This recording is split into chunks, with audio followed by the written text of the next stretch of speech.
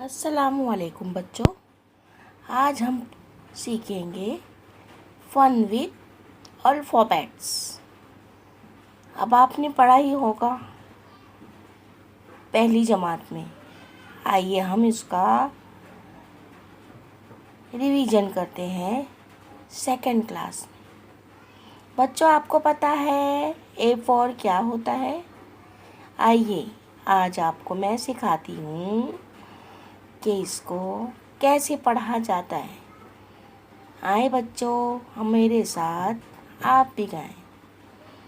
A for apple, B for bat, C for cat, D for dog, E for elephant, F for fish, G for grapes, H for hat, I for ice cream, J for jug, K for kite, L for lion, M for mango, N for nose, O for orange,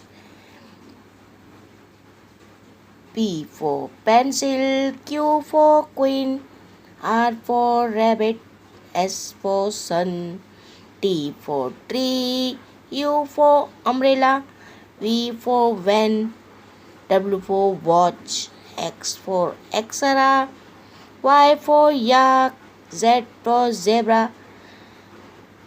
finish your alphabets. अब हमारे alphabets इधर complete होते हैं।